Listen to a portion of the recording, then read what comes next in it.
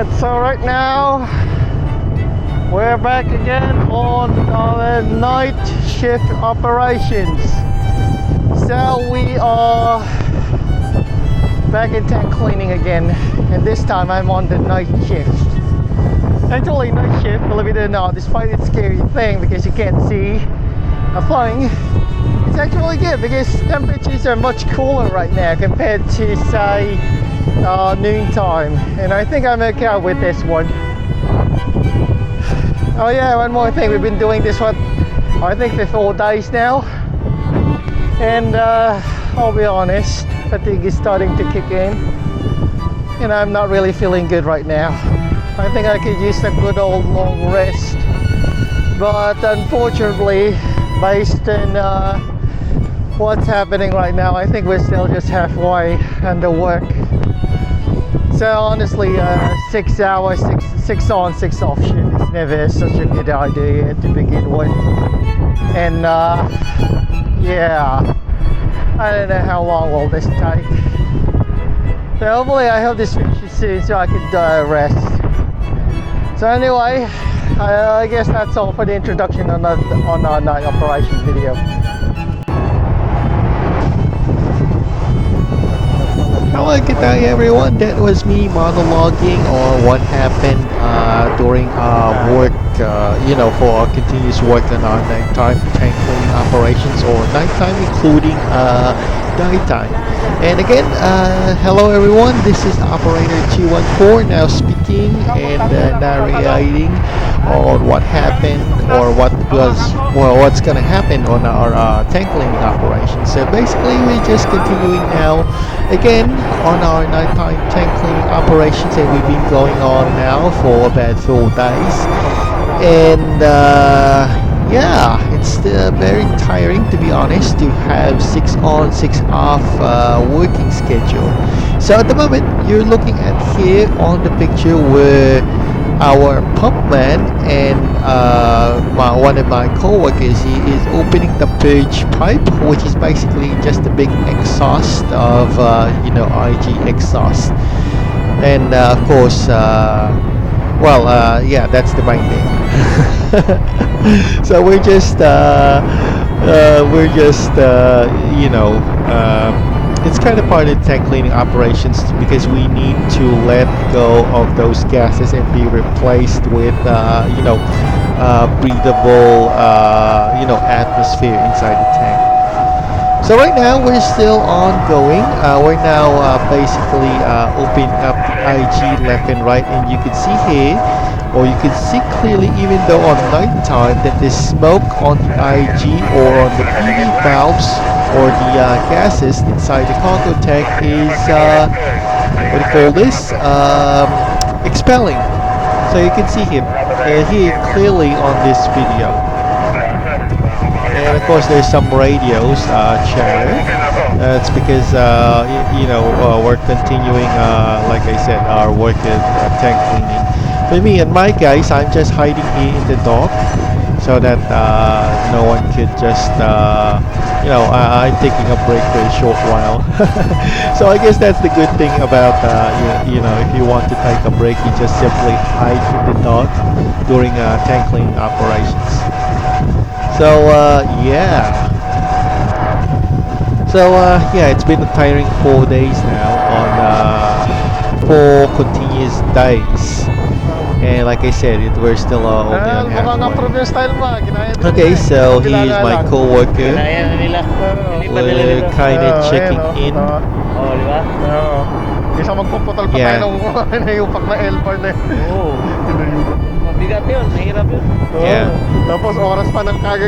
Okay, so I'm just making a chat here on my co-worker. As you can see here, we just opened our cargo tanks and ventilating things are there from the, what do you call this, on the deck surface.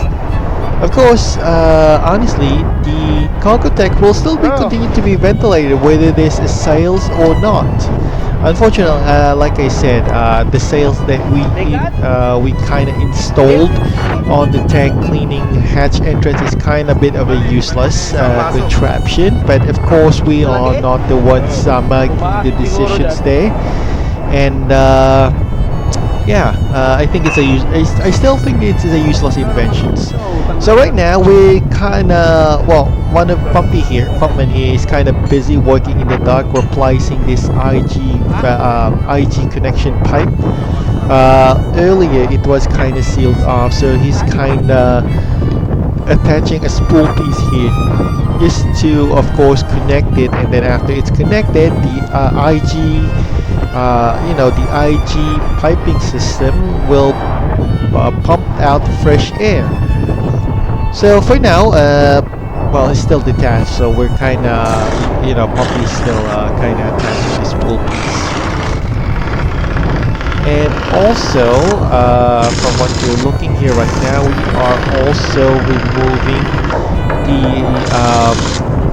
the bolt and nuts on the large tank hatch here. Well, it's not the cargo tank entrance hatch, but this is a different kind of hatch, more like a skylight hatch, which is basically just reserved, I guess, for ventilation of the cargo tanks. And yeah, we're kind of removing the bolts and nuts because we're gonna remove that later on, and ventilate the cargo tanks with it. So yeah, that takes a lot of work, and yeah, it takes a lot of work. Oh my goodness. But anyway, yeah, for now I'm just basically well, actually I can do the work, but I'm kind of assigned on doing something else, and I kind of just was around and caught up on what's going on with the commotion. And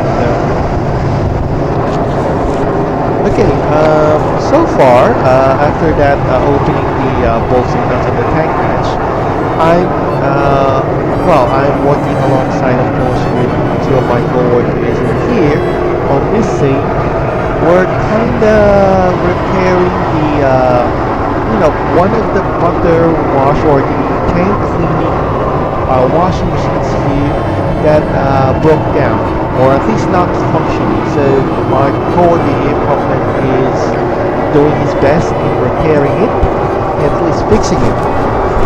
I think the issue of the main washing machine here is that it's not spinning properly, or it's spinning. Yeah, I think it's not spinning properly, because if it's spinning too fast, that's it, guys, as long as it's spinning. But from what is happening right around here, it seems that the cargo, the cow or crude oil washing machine is not, well, it's working, but it's not spinning. So it's kind of stuck when it comes to, the washing angle. And yeah, Pumpman's here is doing his best. I think this is something about on the starboard side. We do have several problematic cow wash here. But anyway, that's the purpose of having a Pumpman around, because he's the one in charge of the piping systems, and of course the cow washing machine is basically included in this piping system. So as you can see here, Pumpy is programming the crude oil wash again and seeing if it will respond on on his repair job.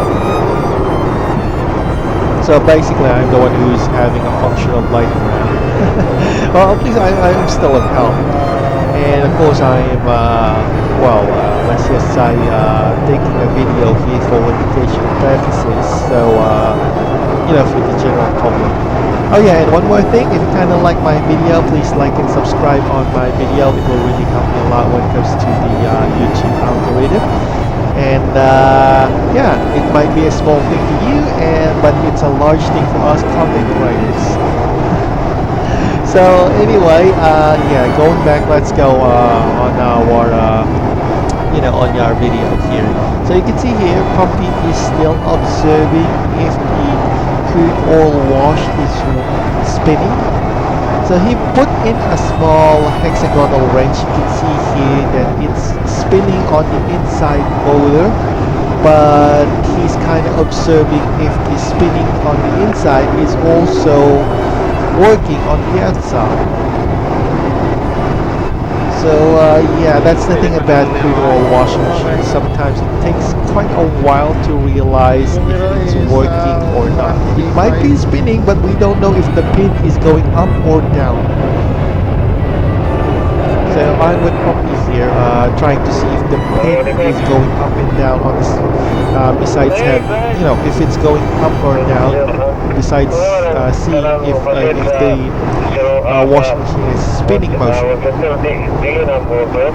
Right. Okay, so of course, second officer is also with us supervising if we're doing good in regards to the crude oil washer. Okay, he's over the radio. Of course, he's the one on the controls, so he's kind of like, think of it as more like the guy behind the radio who's always talking and chattering with us. So there you go. So Pumpy is using the scooter driver, the flat one. Okay, so I guess that will do the job, but I don't know. I'm not really a specialized guy when it comes to piping systems. Basically, here on board the ship, I'm just a general, general worker, or general purpose worker here. So yeah. These kinds of things are, a specialized guy will handle. And yeah. So that's the purpose of Bowman. He's a specialized worker specifically on working on the piping systems. And as for me, like I said, I'm a general purpose type of work. Okay, so we've already at least finished one. So here's another one that we're trying to fix, which is also unfortunately malfunctioning. 009. Okay. So my co-worker here is kind of trying to instruct us on the basic a basic repair or basic basic steps on how to resolve some issues regarding our tank cleaning machines. It's basically what he told was basically a simple reset of the tank cleaning machines. Basically, it's kind of like an internet modem. If your internet modem is not working, you should just basically switch it off for a couple of seconds to a minute and then switch it back on. Something I guess applies on the crude oil washing. Sorry. So yeah,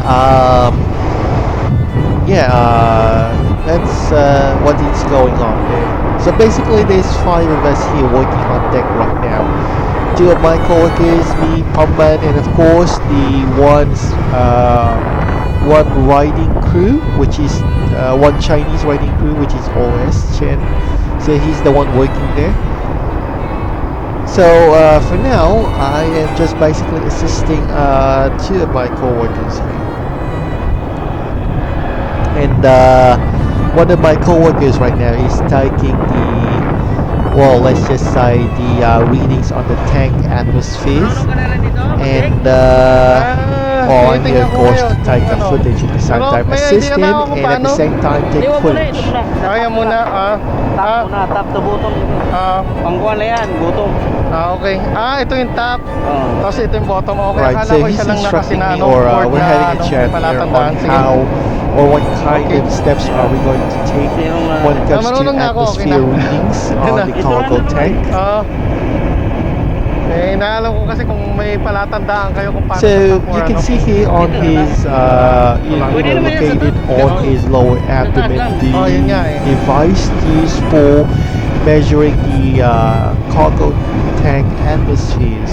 Well, I'm familiar with that kind of device because throughout my work I've encountered several know, I've encountered those devices before and kind of using it on the very same purpose. So yeah, and at the same time, of course, I do know how to make tank readings on cargo tank atmospheres.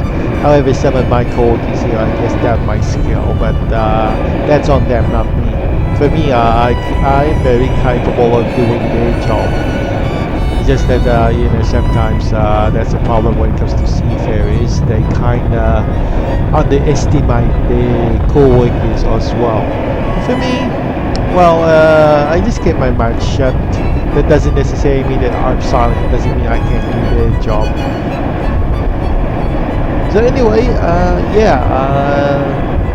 anyway, I know how to do that job because I already have blog videos of taking tank readings on tank atmospheres, and I have the videos to prove it. So I don't really need the opinions regarding it. So anyway, for the meantime, that's the purpose right now of this video. We're also trying to, of course, caught it on video on how we make tank atmosphere readings on the cargo tank.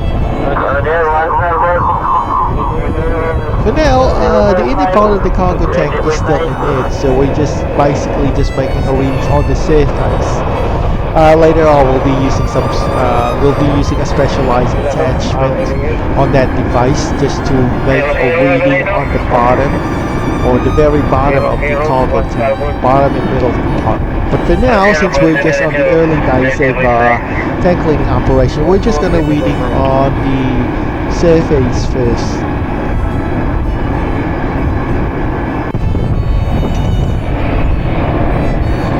Alright, so here's one of my coworkers. So this is the specialized attachment we use as well on the tank atmosphere, on the gas meter. So this one is specifically designed to make readings right below the,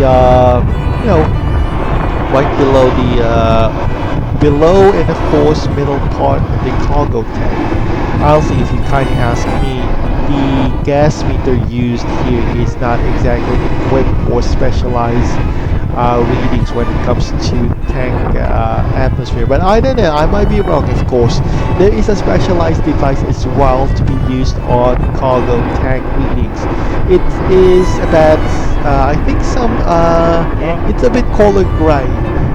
I'm not specific sure if this red one device that we're using right now can handle the pressures inside the cargo tank. But anyway, I'm not, like I said, I'm not the authority and I'm not the one making the decisions here. I'm just a general purpose worker on board the ship. And that's the thing. So I can tell the difference anyway.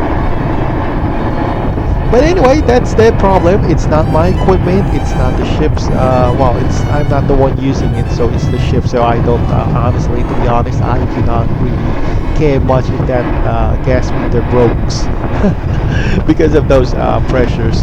The only thing I care about is we make a reading, of course. And let's just say that I don't own the ship. It's the company who owns the ship. So if that equipment breaks down or is unsuitable or to begin with on making readings on cargo tank atmospheres, then it's on them. It's not mine. They're the ones who's gonna replace it anyway. Alright, so I'm just assisting my co-worker here in dropping off the readings here on the sensors. Alright, so it's kind of very long tube cable for about I think 25 meters at least. So that's 25 meters is a very long, deep type of cargo tank. Actually, our cargo tank goes far beyond 30. But of course, for safe measurements, we don't want to hit the bottom. We just dangle it up to about 25 meters from the deck area. So that's a very deep,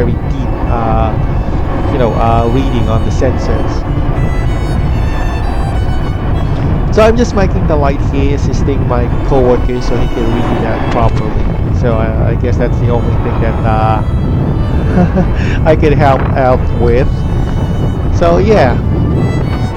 So I guess it will be all for today's video. So if you kinda like my video, just click on the like and subscribe. And again, everyone, this is Operator 214. Have a great day and see you again on our next vlog journal sessions. And also, I will be publishing this video as backup on Odyssey and Rumble, and of course as well on my Facebook page. So again, this is Operator 214. Have a great day, everyone, and see you again on our next vlog journal session. So bye bye for now. Bye bye. See you soon, guys.